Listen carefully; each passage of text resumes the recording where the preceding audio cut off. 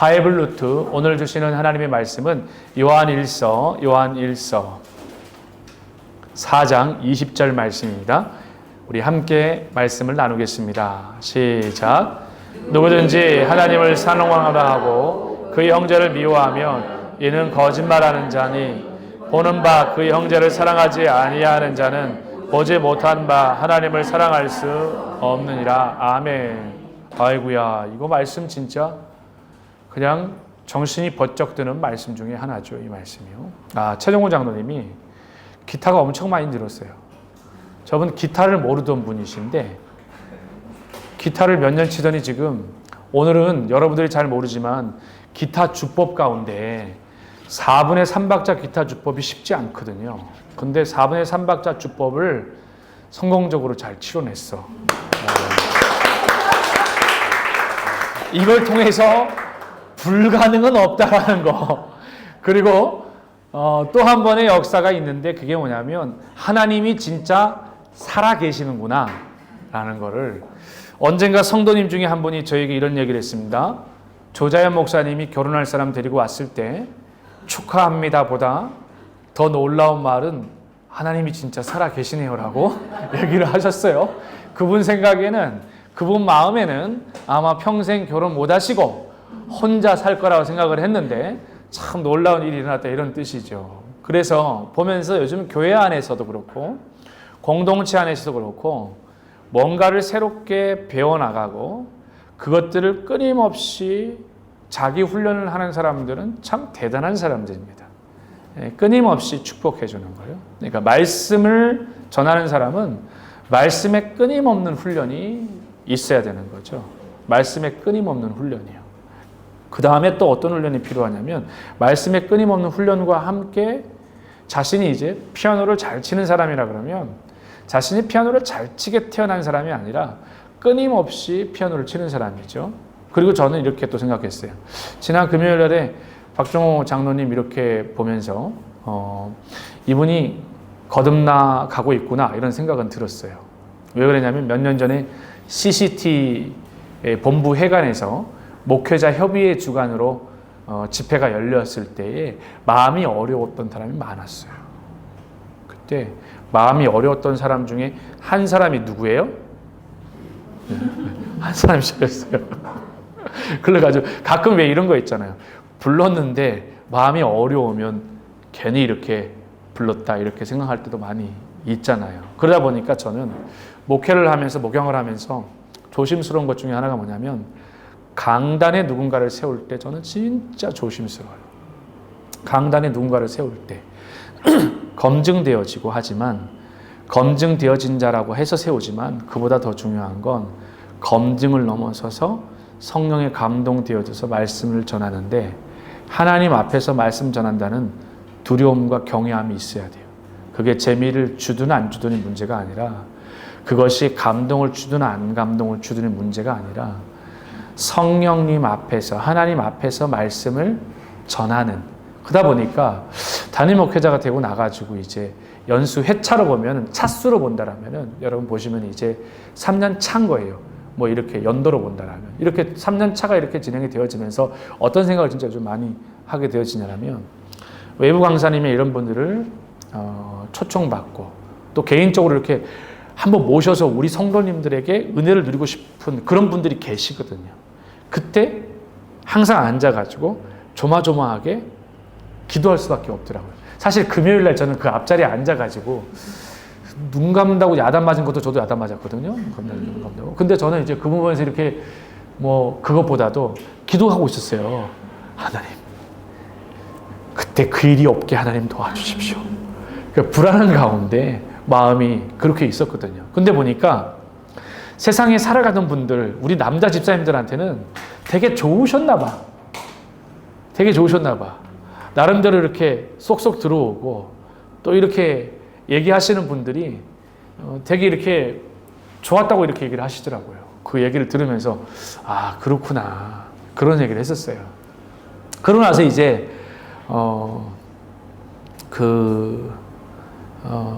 USB 이렇게 같이 이렇게 나눠주고 이렇게 하셔가지고 했잖아요. 제가 그래가지고 제일 먼저 제가 제가 따로 이렇게 오셔서 선교에 힘쓰고 그 얘기를 많이 들었거든요. 선교사들 YM에서 많이 후원한다는 얘기 들었고, 또 제가 아는 것처럼 YM 후배들이 이제 DTS 교장으로 곳곳에 있고 해가지고 열심히 잘 돕고 있다는 얘기를 딱 하고 와서 제가 빨리 가가지고 이렇게 사야 되겠다 해가지고 20개를 딱 샀어요. 근데 제 나름대로 20개를 어떻게 하냐면 개당 800바트로 생각을 딱 했었어요. 800바트, 8만 원, 800바트 이게 어디서 되는지 그래서 가서 20개를 딱 샀어요.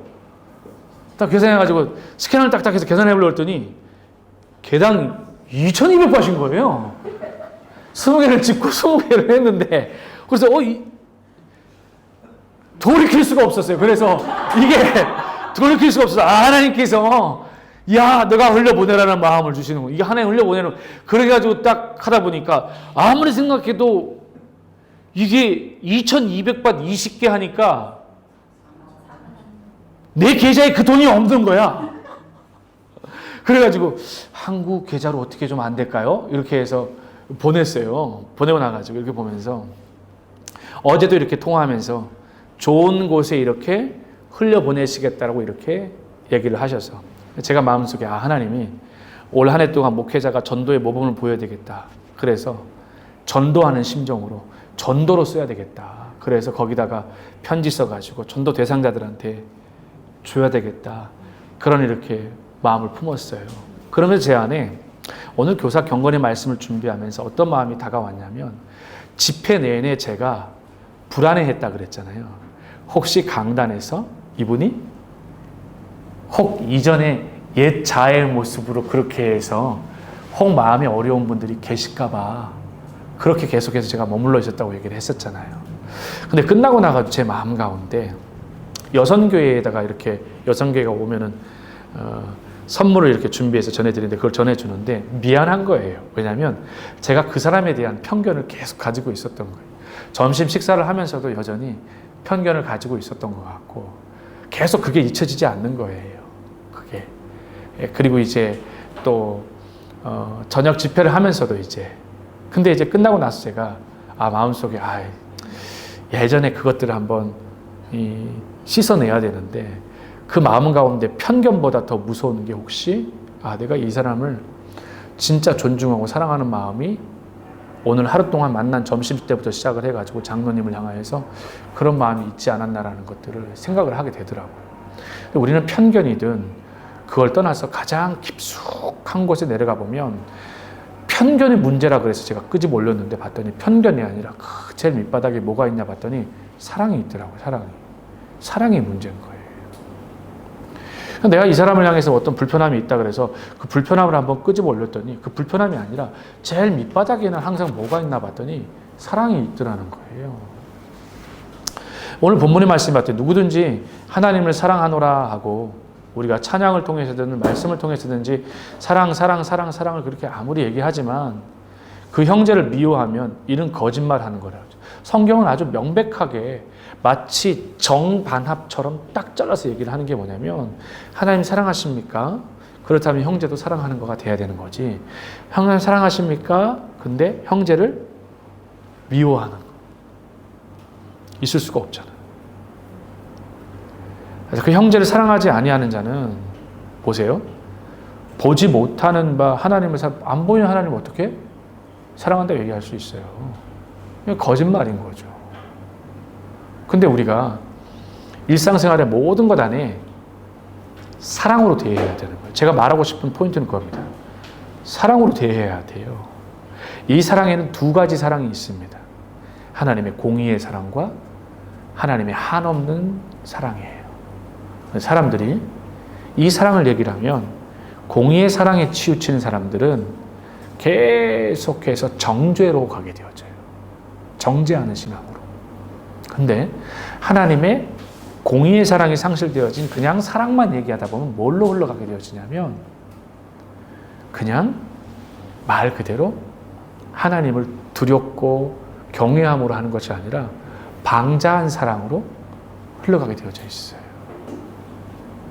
하나님 말씀에 대한 방자함, 하나님 앞에서의 방자함, 가끔씩 대화하다 보면 느껴지잖아요. 우리 통화하다 보면 무례하게 전화하는 사람이 있거든요. 다 느껴져요. 무례하게 전화 걸고 지금 그렇지만 제가 누르죠. 눌러야 돼. 전화 올 때 되면은 눌러야 돼. 또 어떤 분들 보면은 잘 모르는데 무례하게 이렇게 막 문자가 막 와요. 막 이번 주에도 막 열 몇 개의 카톡이 장문으로 왔어. 너무 무례하게 다가오는 거예요. 근데 이렇게 무례함들이나 이런 부분들이 우리가 경험되어지거나 이럴 때 보면은 사람들은 다 느껴요. 이분이 저에게 사랑으로 얘기를 하는 건지, 이분이 지금 화가 나서 나한테 얘기를 하는 건지, 이분이 나를 뭘 또 고치려고 얘기하는지 다 나와요. 하나님의 형상 안에 얼굴이라고 하는 이 형상, 이미지라고 하는 이 이마고라고 하는 히브리어를 보게 되면 이 안에 하나하나의 하나님의 얼굴 통째로 하나님 형상이 아니라 세포 하나하나의 하나님 형상이 담겨 있다는 걸 알아야 돼요. 그 안에 다 드러나는 거예요. 그것이. 그래서 오늘 집에 가서 거울을 많이 봅시다. 거울을 보시고 거울 보고 우리 회개해야 돼. 나 태어날 때 참 웃고 새근새근거리고 애기들 다 예쁘잖아. 근데 지금은 얼굴이 다 비대칭이 됐잖아. 이렇게 어딘가에 보면은 막 여기에 깊숙한 골짜기, S개월 골짜기에 여기 생긴 사람도 있고, 어떤 사람들 보면 주름을 결정할 게 아니라 지금 나의 얼굴에 하나님의 형상이 담겨져 있는지 보면서 잠이 오지 않아야 돼. 좀 옆 사람 한번 보십시오. 옆 사람 한번 보시라고. 되게 많이 해야 돼요. 네? 근데 형상만으로, 얼굴 이미지만으로 드러나는 문제보다 더 그거 하는 건 우리 목소리 톤이 깜짝 놀랐죠, 여러분. 목소리 톤이요. 무려 사람의 30가지의 감정을 다 포함하고 있대요. 목소리 톤 하나에. 분노. 예를 들어서 뭐 우리가 사용하는 분노, 이런 단순한 그런 걸 넘어서서 분노하는 거, 시기하는 거, 질투하는 거, 그 다음에 미워하는 거, 이 음성 톤 하나 안에, 그러니까 하나님의 창조의 섭리가 얼마나 놀랍냐면, 저 사람의 보이스, 이렇게 얘기를 하잖아요. 보이스, 음성이요. 네? 사람 보세요. 여러분 왜 삼성에서 핸드폰을 만들고 아이폰에서 핸드폰을 만들면서 삼성 핸드폰 뭐 지금 뭐까지 나왔어요? 네? 뭐 하여튼 S 뭐 이렇게 나왔는데, 어떤 분이 어제 식사하면서 이런 얘기를 하는 거예요. 목사님! 딱 얘기를 하시면서, 요즘 말이에요, 한국말로 태국 사람하고 통화할 때 한국 사람이 말하면 저쪽에서 얘 핸드폰이 태국어로 말하는 거를 한국어로 AI가 그렇게 해준대요. 그래서 제가 그런 게 다 나왔어요. 진짜 이제는 언어를 배우려고 뭘 하지? 안 돼. 그런 마음가짐이면 안 배워도 되는 게 아니라 진짜 지배받는 세상이 더 가까이 오겠구나.